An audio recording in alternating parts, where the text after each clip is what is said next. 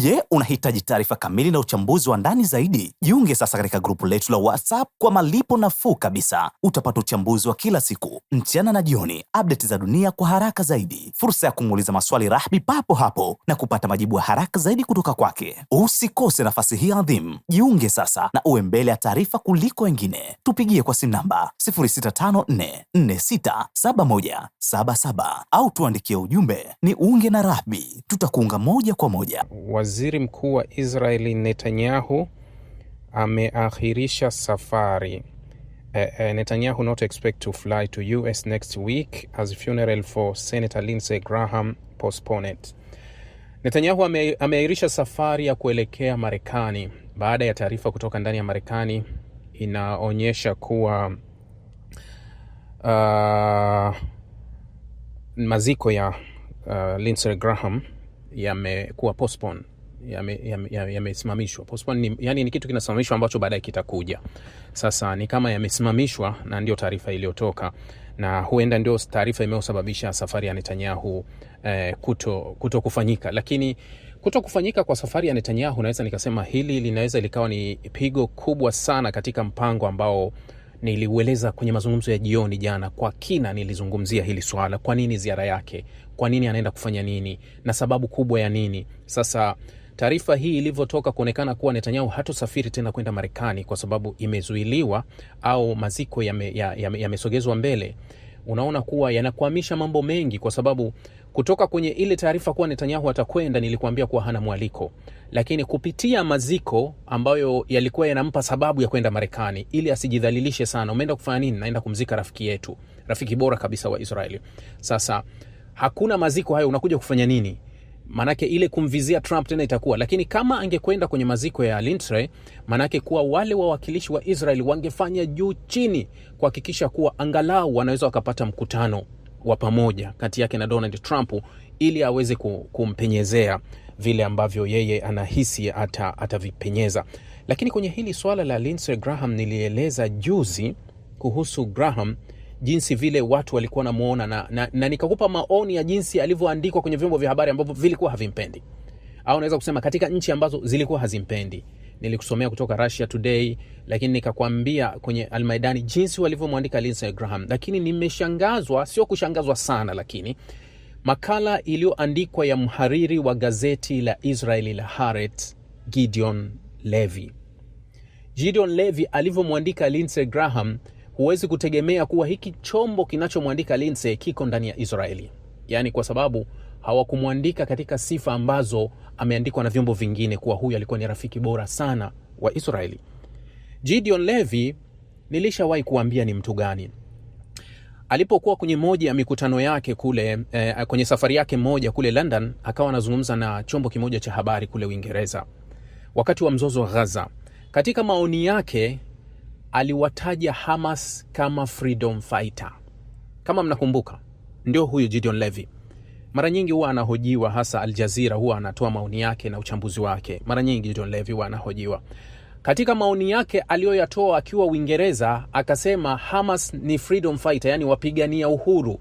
Ikaleta maneno makali sana ndani ya Israel. Wakati huo ile imekolea kabisa kuwa Hamas magaidi, wamechinja watoto, wamebaka, wamefanya nini, ndio ilikuwa kwenye kilele hicho. Alivyorudi ndani ya Israeli, akaambiwa na serikali ya Israel pamoja na wanaharakati wa ndani ya Israel, wapinzani wakamwambia, tengua kauli yako, hauwezi kuwaita Hamas wapigania uhuru wakati ndani ya Israel ni magaidi. Akakataa kutengua kauli yake. Kukatokea vitisho ambavyo alikuwa anapewa kwenye serikali ya Israeli kuwa hili gazeti tutalinyima ushirikiano wa aina yoyote. Akasema ondoeni. Matokeo yake likaja tangazo la serikali ya Israeli kuwa hakutokuwa na ufadhili wowote wa gazeti la Haaretz ndani ya Israeli. Hawataki ufadhili wowote wa ukatai, yani kuwa marufuku ufadhili wowote, wala hakuna kupewa msaada. Kwa hiyo likaondolewa matangazo yote, gazeti la Haaretz likaondolewa matangazo yote, likawa halina tena matangazo, haina yote. Niliwaambia gazeti la Haaretz linaweza ikawa ni moja ya magazeti ghali zaidi duniani kuyasoma. Kwa mwezi mmoja ni $14 utalipa. Ukifananisha na vyombo vingine vya habari vya Marekani, unajua kabisa kama unaona kama The New York Times ni gazeti kubwa sana, lakini halizidi $3 kwa mwezi. gharama yake, lakini unasoma Haaretz kwa $14 kwa mwezi. Hili ndio gazeti la huyu Gideon Levy, ambaye sasa maoni yake aliyoyatoa anasema hivi. Gideon Levy anasema msaada usioyumba uliokuwa unatolewa na Lindsey Graham kwa Israeli ulikuwa ni sawa na kutetea uhalifu wake wa kivita na sera zake zenye uharibifu mkubwa wakati wa vita dhidi ya Gaza. Uhusiano wa seneta wa Marekani Lindsey Graham na Israeli, yeye kwa maoni yake anasema haupaswi kuonwa kama urafiki. Ulipaswa kuona kama ule kati ya mtetezi wa vurugu na anayeshangilia mashine ya vita, yani muuaji na anayetetea mauaji. Usionekane kama ulikuwa urafiki wa Israeli na Lindsey Graham. Mhariri wa gazeti la Haaretz Gideon Levy, katika makala ya maoni iliyochapishwa kwenye gazeti hilo leo Alhamis, anasema kwamba Graham aliunga mkono kichaa cha Israeli bila kujua, akisema kwamba seneta huyo alikuwa mfuasi wa wazi wa uhalifu wa kivita ambao Israeli iliufanya. Levy anakataa kuonyeshwa kwamba Graham kama mtu mmoja au rafiki mkubwa sana wa Israeli, akisema kwamba sifa kama hizo zinapuuza sera ambazo seneta wa Republican alizitetea kila mara katika taaluma yake ya kisiasa. Kulingana na mwandishi wa habari wa Israeli, anasema usaidizi wa Graham ulibaki bila masharti hata kama shambulio la Israeli dhidi ya Gaza lilisababisha kulaumiwa kwa kimataifa, madai ya uhalifu wa kivita na uchunguzi wa kisheria mbele ya mahakama za kimataifa. Levy anaelezea hasa kwenye matamshi ya Graham mnamo mwaka 2024 wakati seneta huyo alipoanzisha mashambulizi ya kutumikwa, mashambulizi aliyoyafananisha na Hiroshima na Nagasaki ya Marekani alipokuwa akijadili Gaza, maoni yaliyokosolewa sana kama yanayounga mkono nguvu kubwa ya kijeshi dhidi ya ukanda uliozungirwa. Niliwaambia alisema nini? Alisema kama Marekani ilivyofanya Hiroshima na Nagasaki, inatakiwa Israeli ifanye hivyo Gaza. Hayo yalikuwa ni maoni ya Lindsey Graham. Kwa Levy, mbunge mkuu wa Marekani ambaye alikuwa anahimiza na kutetea vitendo ambavyo vimesababisha vifo vya raia, hawezi kuelezwa kama rafiki wa Israeli, bali kama mtu wa kisiasa aliyewezesha sera zake kali zaidi kufanya kazi. Levy anadai kwamba seneta huyo aliendelea kuitetea Israeli licha ya ushahidi ambao uliongezeka wa uharibifu kwa Gaza na licha ya shinikizo la kimataifa kuongezeka kwa wajibikaji.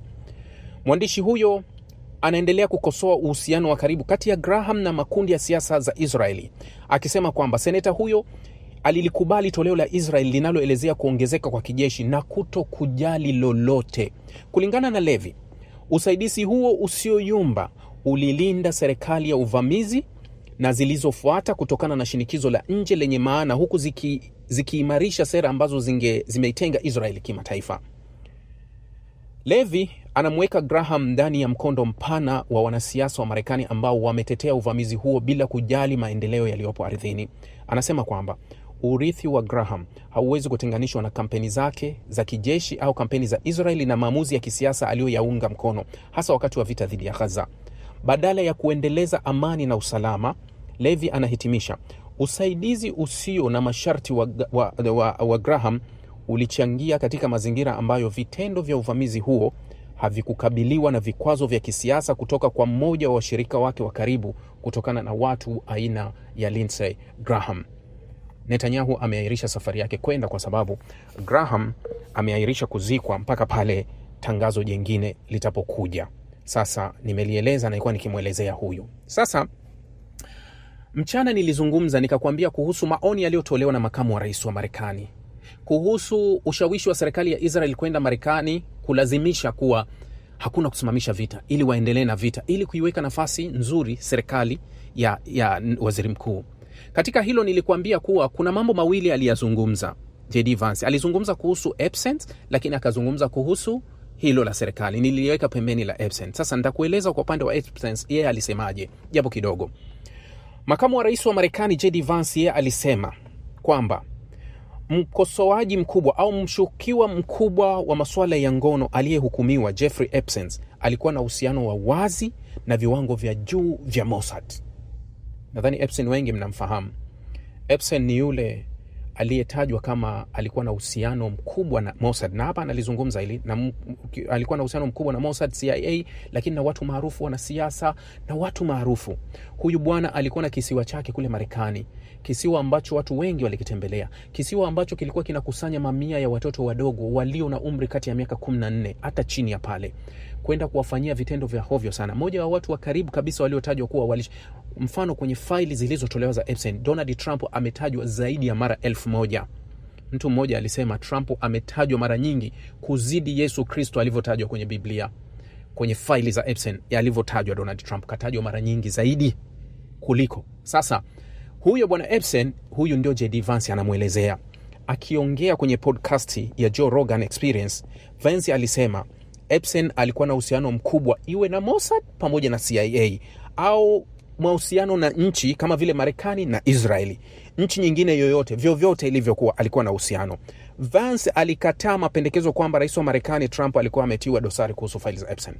Yani alikuwa anacheza mechi zote mbili. Sitaki kumkera bosi, lakini wakati mwingine anatakiwa nieleze vitu vyote. Manake kama akizungumza kuhusu Epstein ambazo ndio faili zilitolewa na ndio faili ambazo zinatajwa sana zimemblackmail Donald Trump kwenda kwenye vita, kwa sababu zile faili zinatajwa kulikuwa kuna picha mbaya chafu ambazo Trump alihusika.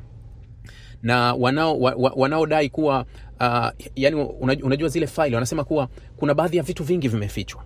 Video nyingi zimefichwa, hazijatolewa, zinatumika dhidi ya. Kwa hiyo kuna wakati wanamwamrisha Trump kwa kutumia hizo faili, tukizitoa zote wewe utaishia gerezani, hakuna lolote, hamna atakukumbuka. Kwa hiyo kuna wakati lazima utekeleze kile tunachokitaka kupitia shinikizo la faili za Epstein. Kwa hiyo hao wanatumia shinikizo hilo. Sasa Vance anaongeza, anasema ikiwa watu wanataka kusema kwamba tulishughulikia vibaya kutolewa kwa Epstein, tuna hatia, tulishughulikia vibaya hasa mawasiliano yake. Anasema hatupaswi kulaumiwa kama tulitaka kutoa zile faili, hatupaswi. Hapa anajaribu kumkingia kifua tu Donald Trump. Pia Vance aliendelea kusema ikiwa kulikuwa na njama pana zaidi, unajua maoni yangu ni kwamba labda kulikuwa na ushahidi uliokuwepo mwaka 2007, hivyo ilikuwa fursa ya kuitoa. Nitaamini kuwa hadithi ya nyuma hadi ya siku ya mwisho wa maisha yangu, lakini siwezi kuthibitisha hilo. Yeye anachodai kuwa kuanzia kesi za mwanzo zilivyoanza huenda ushahidi ulikuwepo, lakini watu hawakutaka kutoa. Lakini anasema sina uhakika, labda inawezekana, lakini watu walizuia au hawakutaka, au inabaki kuwa vyovyote itavyokuwa. Alirejelea ripoti ya jarida lililoandikwa The Times ambayo ilisema ilionyesha kuwa watu wenye ushawishi wa Marekani walilipwa kushambulia makubaliano ya Irani. Hii nilizungumza mchana. Anakiri kuwa si tu kuwa Israeli imeleta ushawishi ndani ya Marekani, anakiri kuwa kuna watu wa karibu ndani ya serikali wamelipwa na Israeli ili kushawishi Marekani irudi kwenye vita. Kulingana na Vance anachosema, ripoti hiyo ilidai kwamba pesa hizo zilipitishwa kupitia kwa watendaji wa zamani wa kampeni ya Trump na kufadhiliwa na watu fulani wanavyohusiana na serikali ya Israeli. Ni AIPAC peke yake unaweza kusema. Watu gani wanahusiana na serikali? Ni AIPAC. Kwa hiyo kuna fedha imetembezwa tena kwa wapiga debe wabunge wa Marekani ambao tayari hapo ni AIPAC lobbying, ambao unawajua tayari wameshalishwa fedha. Kwa kuna fedha imepitishwa ili waweze kulazimisha vita iendelee kubaki. Kwa mara ya kwanza nimeona Irani ikilaumu Omani kwenye mgogoro wa Hormuz. Kwa mara ya kwanza. Lakini hata jinsi unajua leo alikuwa anaongea na vyombo vya habari, nikajaribu kuifuatilia hii habari, nikaisikiliza vizuri, lakini nikagundua kuwa Omani walikuwa Irani wanailaumu Omani, lakini huku wakijaribu kuonyesha kwa nini Omani inataka kupita hiyo njia. Yani wao wanakubaliana na kile ambacho kiko wazi kuwa kwa nini Omani anapita njia hii, kwa sababu kuna kitu fulani. Amezungumza Bakai leo. Anasema hivi, Irani imekosoa Omani kwa mara ya kwanza kufuatia tangazo la Muscat la njia ya usambazaji ya kusini kupitia mlango wa bahari wa Hormuz, wakishutumu kwa kushindwa kuratibu na Teherani kuhusu mipango ya usafiri wa baharini. Hii taarifa nilikuambieni wiki jana au ilikuwa mwanzo wa wiki hii, niliwaambia kuwa hii taarifa iliandikwa na CNN. Niliwaambia kuwa Omani ilikuwa imeiambia Irani kuwa inaomba uratibu wa njia ambayo itapita katika upande wa Omani, lakini njia ambayo Omani walitaka kuwa meli zitafadhili, yani zitakuwa zinapitishwa kwa Irani. Yani Irani atapelekewa kuwa kuna meli 10 zinataka kuvuka. Yani meli zipeleke maombi kwa Irani.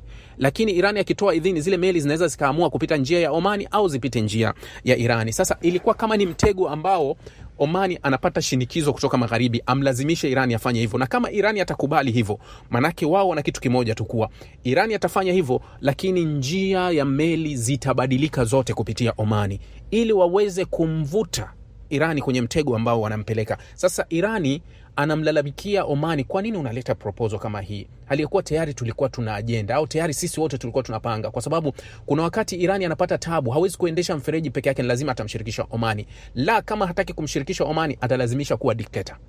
Yani amdikteti Omani kuwa sasa na wewe sitaki, kaa pembeni, kwa sababu na wewe umekuwa wale, mimi nitatumia mimi mwenyewe. Lakini mara kadhaa alikuwa akimtegemea Omani kuwa tutakwenda pamoja na bwana mdogo wangu ili tuweze kutembea hapa. Sasa inaonekana kuna kitu hakiko sawa.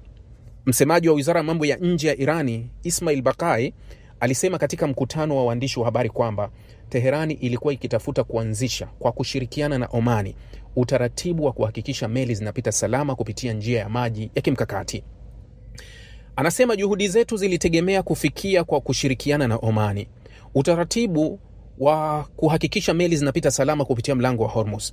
Baqai alisema, akiongeza kuwa Irani inajuta kwamba mpango kama huo haukufikiwa na kudai kwamba shinikizo la Marekani lilikuwa limeathiri msimamo wa Oman. Niliwaambia Omani ndio itakuwa uwanja, punching bag itakuwa Omani. Yani yoyote atakayeleta jambo lake atalipeleka Omani. Yani hiyo nawaambia mara zote. Sasa Irani anajua kabisa kwa nini Omani anatembea hivi, kwa nini Omani anafanya hivi. Nisema baada ya tishio la Donald Trump kwa tutaishambulia Omani, nilisema angalieni, kuna vitu vinaweza vikaanza kubadilika, kwa sababu bado Omani hana uwezo na msuli wa kuitunishia Marekani kuwa sitaki kufanya unavyofanya. Wao watamaliza mkazi mara moja tu, yani hawawezi kufanya kama vile Irani. Baqai alisema Irani inatarajia ushirikiano unaohitajika kutoka Omani ili kulinda usalama na uhuru wa nchi hizo mbili zinazopakana na mlango wa bahari. Ndio wanachomwambia. Kulingana na maafisa wa Irani, Teherani inajiona kuwa na jukumu la kusimamia trafiki ya baharini katika mlango wa bahari wa Hormuz chini ya tafsiri yake ya mkataba wa makubaliano na Marekani, na inasisitiza kwamba ina mamlaka ya kuteua njia zilizoidhinishwa za meli. Hapa anazungumzia sasa kuhusu MOU ya kifungu cha 5. Tangazo la Omani kwamba vyombo vya maji vinaweza kutumia njia ya kusini ndani ya maji ya eneo la Omani lilisababisha ukosoaji kutoka Tehran. Umeelewa?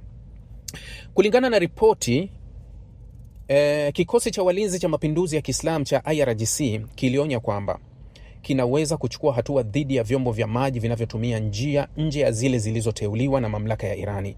Njia zilizoripotiwa hupita kaskazini na kusini mwa kisiwa cha Larak kilicho karibu na mlango wa bahari wa Hormuz. Oman haijajibu hadharani ukosoaji wa hivi karibuni wa Irani. Kama mnakumbuka mwanzo kabisa, wakati Irani wanakosoa kuwa nani anaanzisha njia pembeni, bado ilikataa kuitaja Oman. Walikataa kabisa kuitaja Oman, hawakuitaja moja kwa moja. Walizuia, hawakuitaja. Hawakuitaja kwa sababu gani? Hawakutaka mgogoro. Lakini sasa wanaona kuna kitu hakiko sawa. Na mimi nilikizungumza mapema kabisa, nikasema kuwa Omani itapelekewa shinikizo mpaka mtashangaa. Na asipofuata njia ya wale, ima Omani acheze kwenye karata mbili, kuwa atamshirikisha ndugu yake, bana kuna haya na haya, anaendelea anambia wewe endelea, sisi tutafanya utaratibu huu, endelea sisi. Maana yake mwisho wa yote Omani yani hapa kinacholazimishwa ni lazima Omani achague upande. Na upande anaolazimishwa kuchagua ni lazima uchague upande wa magharibi. Ni lazima, kwa sababu kwenye tishio la Donald Trump aliambiwa, kwa nini hulani mashambulizi ya Irani wakati unashambuliwa wewe? Na juzi nikawaambia kuwa tazameni, Omani imemuita balozi wa Irani. Lazima kuna shinikizo linatoka chini kuwa wewe kwa nini uteki action wakati kwako kunapigwa, kwa nini? Kwa hiyo muite. Kwa hiyo Omani wanatimiza wajibu wa magharibi, kwa sababu msuli wa kubishana na magharibi Omani hana wala hawezi. Kwa hiyo kuna maswala mengine hapa yanaweza ikaonekana kama mgogoro mpya unaweza kuzaliwa, lakini ukweli mgogoro huu ni unapikwa na kutengenezwa. Kwa Omani unalazimishwa wafanye hivyo. Kuna taarifa moja sikuwaletea kabisa kuanzia mwanzo. Hii taarifa iliandikwa juzi na vyombo vya habari. Taarifa hii inasema hivi: Marekani imekataa mpango wa Israeli wa kuhamisha ndege za kijeshi kutoka kwenye uwanja wa ndege wa Ben Gurion, huku mgogoro wa maegesho ukiendelea, ingawa Wizara ya Uchukuzi ilitangaza Jumatano kwamba suluhisho limefikiwa la kuhamisha mali za Marekani hadi maeneo mengine. Vyanzo vya Marekani sasa vinasema suluhisho mbadala hazikidhi mahitaji yake. Mgogoro kuhusu ndege za Marekani kujaza mafuta yaliyoegeshwa katika uwanja wa ndege wa Ben Gurion unadhaniwa kutatuliwa, na sasa inaonekana unaongezeka kutoka jeshi hadi uwanja wa kidiplomasia. Ingawa Wizara ya Uchukuzi ilitangaza Jumatano kwamba suluhisho limefikiwa la kuhamisha mali za Marekani hadi maeneo mengine baada ya mamlaka ya viwanja vya ndege vya Israeli kusema kwamba kuendelea kutumia uwanja wa ndege huo kunaweza kuvuruga sana shughuli za kibiashara, vyanzo vya kijeshi vya Marekani siku ya Alhamisi vilisema suluhisho mbadala hazikidhi mahitaji ya jeshi la Marekani. Story iko hivi. Wizara ya Uchukuzi ya Israeli iliandikia Marekani, tunaomba ndege zenu zipunguzwe zilizopo kwenye uwanja wa ndege wa Ben Gurion, Tel Aviv. Niliwahi kuambia kuwa ukitazama ndege za Marekani zilizopaki kwenye uwanja wa ndege wa Ben Gurion, utaona ni kama vile uwanja ule ni wa kijeshi. Sasa hivi walivyokuwa kwenye hii MOU au ili ceasefire, ndege za kiraia zikaona uratibu umekuwa ni vurugu. Yani ndege nyingi mashirika mengi ya ndege yanaona kama sio sahihi kwa sababu uwanja wa ndege umejaa madege ya kijeshi. Yani umejaa, kwa hiyo unatishia biashara. Waziri wa Uchukuzi akawaandikia Marekani, sikilizeni, ondoeni ndege hizi, nendeni mkapaki wapi? Negev. Negev ni moja ya eneo ambalo linakaliwa kimabavu. Kuna kambi pia pale Israeli amejenga kambi ambazo kuna ndege huwa zinapaki pale kama F-35, F-22 huwa zinapaki. Ni jangwa hilo la Negev, pale kuna viwanja. Sasa Israeli wakamwambia Marekani, tunaomba upunguze ndege, angalau zibaki ndege hata 20 tu hapa. Zisiwepo haya madege ya kijeshi yaende yakapaki kule. Marekani akasema tunafikiria. Baadaye Marekani wamejibu wakamwambia hatutaki kuziondoa hizo ndege na wala hatuzipeleki Negev.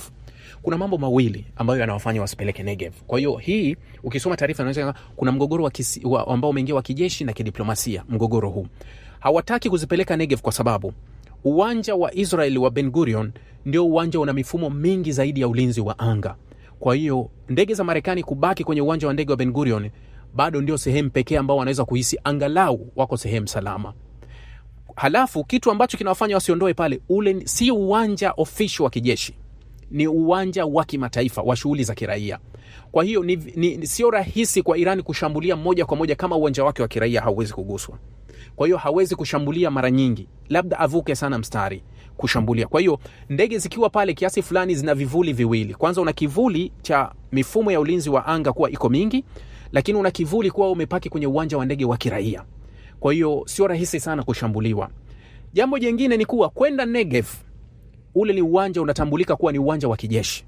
Na mara kadhaa Irani ameshambulia ndege za Israeli pale. Mwaka jana wakati wa Promise 2 au 3 aliziangamiza ndege nyingi pale, wakaja kuficha zile video mpaka baadaye ilivyoonekana taarifa zilivuja na Netanyahu akalalamika kuwa kina nani walivujisha taarifa kwenda kwenye gazeti la Ujerumani ambazo zilionyesha athari kubwa na ndege nyingi zilizoangamizwa kuwa pale. Sasa Irani kushambulia kupitia uwanja wa Negev ni rahisi kwa sababu ni uwanja wa kijeshi na anafahamu pale ndege za kijeshi zinaanzia pale kutushambulia. Kwa hiyo ni rahisi sana kushambulia. Sasa Marekani anamwambia Israeli, siondoi, napaki hapa hapa.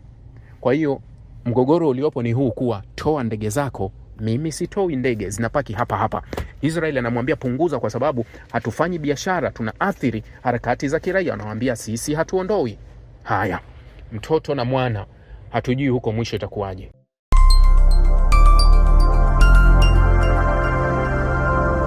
Rahby Digital, haki na ukweli.